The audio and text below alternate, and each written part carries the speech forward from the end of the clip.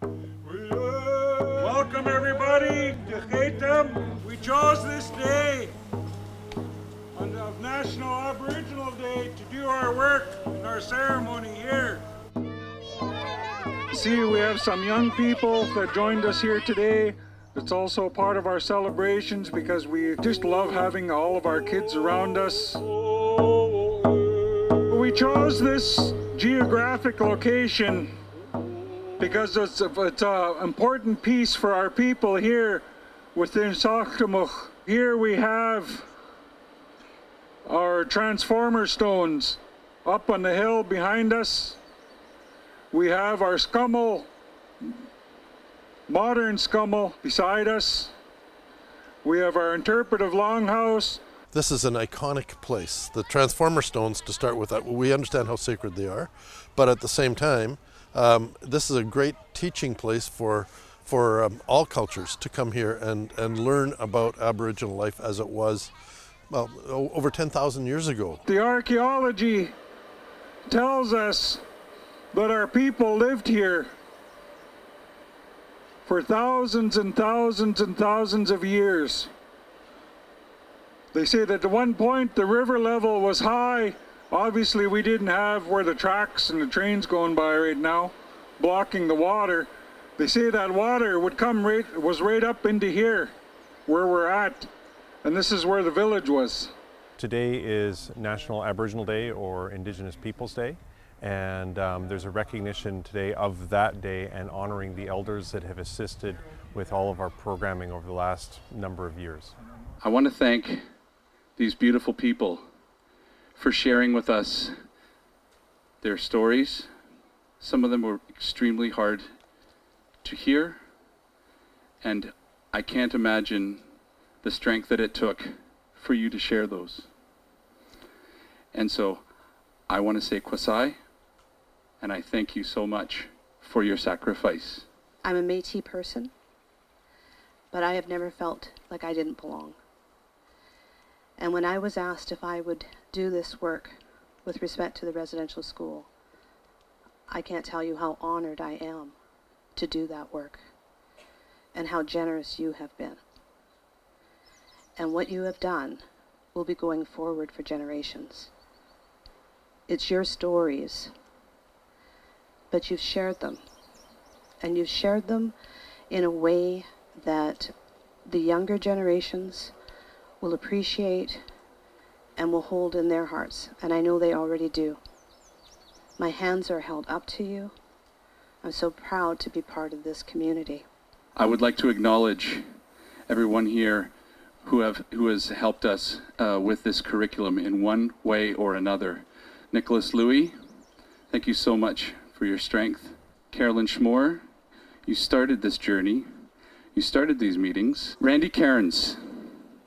Randy, we're here today because of an idea that you had, and I raise my hands in thanks to the Creator for guiding you in your thoughts. Justin Laszlo, I must thank you for putting up with so many of my phone calls, texts, emails. I've really quite annoyed you to make today happen, but I raise my hands in thanks to you for your words, for your wisdom, for your guidance. Larry Jepson, a mentor in so many ways, a powerful, powerful man, an educator through and through. You will be accepting the gift on behalf of Jennifer Lane. She is our curriculum teacher, curriculum support teacher. And the website that we will be releasing as of today that goes live is in no small part her work. Pipta and Siamia Tiliat, there was something missing. Hulkamalum was missing. And quickly you remedied that problem. The two of you, on more than one occasion, translated all of our strange words, all of our big ideas, our curriculum documents, and then you recorded those so that when you go on the website, you will not only read Hulkamalum when you go on the main tabs, but you will hear it because we have Pipta's and Siamia Tiliat's voice. Our family here has done a great deal amount of work and have given of themselves in many different capacities, and I would like to acknowledge them here as well. I've had the pleasure of being part of an incredible program at Mission Secondary, and I want to thank the elders for all the work they've put into the curriculum. It means a lot to me. I've had the pleasure to talk to many of the elders here and to interview Bill and Priscilla Wells about their time in residential schools. It is amazing that they're able to open up to me. And I think it's very important for them to open up to younger students so that we can't forget what happened. I'd like to recognize our elders that were interviewed a few months ago about the residential schools. I understand that must not have been easy to share. The residential schools were a dark part of our histories that we need to recognize and fully understand it so that we can avoid repeating history. I found the strength in sharing those stories of your experiences remarkable. Not everyone would want to share the dark parts of our history, but it was so important for the younger generations to learn. I thank you for all that you have to teach us so that one day I can teach my children or the younger generations what you have taught me. The information you have is valuable about how our government and the world used to be. The two elders I interviewed had shared their experiences at residential school, and I was moved. I realized that they have gone through so much, yet they are still here today and are teaching us from their experiences. We've come a long way. You know, we've been working on this curriculum now for a couple of years, and we've all sort of shared a little bit of our lives, including my husband, who went to a residential school in Alberta. But we've all kind of come together and just kind of poured ourselves into everything and supported each other as best we could. I'm a survivor of residential school. I actually lived on the hill up here for 12 years at St. Mary's Indian Residential School. Sitting here having my lunch, I was watching the babies. Just having a beautiful time, having a lunch together. Sitting here with my elders. Laughter. During all them years that I was sitting in a residential school, you weren't even allowed to talk to the person across from you. To talk about the food that you were eating. The stuff that we got back then was just horrible. We commented on every little thing that we ate here today. It was beautiful. And we thank the beautiful cooks.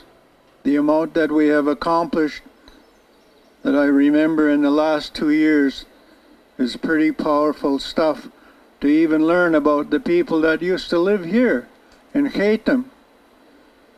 I know for a fact down at the river here was a stopover for all of the First Nations people traveling on the Fraser River, going up towards Hope, Chilliwack, going to the west to New Westminster to shop, and even down at St. Mary's there was another stopover. That's where the first priest ever landed, to be with our people. That's when we started to lose our land, lose our culture, lose our traditions. But thanks to many elders, these cultures and traditions are now coming back to life very, very strong. To teach society something that we're calling reconciliation, about a history of our First Nations people in Canada. It has to be told, it has to be learned, including the ugliness. But there's a balance there that's more powerful than ugly. It's the beautiful way that our people used to live, like these ytem people here, all through the hills and these mountains, all through the Stolo Nation along the river, right to the mouth of the Fraser River. Reconciliation begins with an acknowledgement of not just past wrongs, but where we are today, and where we as a broader Canadian society can go in the future through actual action, not just symbolic gestures and apologies and so on, but actually doing things to change things for the future. So for example, as a school district, this has to do with things like adding Indigenous language to the curriculum, changing our pedagogy, how we teach, and so on. Residential school, to me, it's heavily in my blood. My dad started telling me stories when I was about 4 years old, and ever since then I've taken a keen interest into it, just trying to understand what our people did, what they went through, and where we're going. These steps that we're taking into the future are just phenomenal. Who our people are becoming after such a devastating chapter is just significant, and I'm proud of each and every one of you for being here today. And I want everyone to thank the elders for sharing their stories, because without these stories, we don't really know what our potentials can be. We belong to the race. We belong to the human race. And we are all watching our young people right from kindergarten right up to universities. They are carrying ourselves as one. We're not separated anymore like we were in residential school. To me, this site is very, very sacred and important to our people, in particular the young people, because of the historic site that's involved here is way, way back in history, and it involves much of the culture and traditions that we've almost lost. It actually still exists here in the underground pit houses, the rock that is standing still, and the sacredness on the land itself just makes anybody that comes here feel very much stronger in their mind, body, and spirit. This is potentially just an incredible place for not only education but for providing employment. It just has to reopen, and I hope when it does, people will think in those terms, that you need to do a little bit of commercialization out front to get people to come back here to see what the traditional and what the values of this place are to the Aboriginal people. Who wouldn't stop here? What it means to be a survivor, the next generation of residential school, is something phenomenal, because we're the ones that are going to see what the next chapter looks like, and I see nothing but good things. Kunsha Dr. Amashqait, Takum Shwat Chat Ek Kunsha, Jmet Kata, Kukstim Kaf, Amashqait. I just like to, my name is Agnes Giesbrecht, and I just like to say thank you to all the people that came today. It was just such a beautiful day. It was really good to see all our children here, and just thank you to the workers of Siwalsi West, School District 75, for everything what they have done for us. Kukstim Kalap. To each and every one of you, happily and proud, we're still here, and it's only going to get better.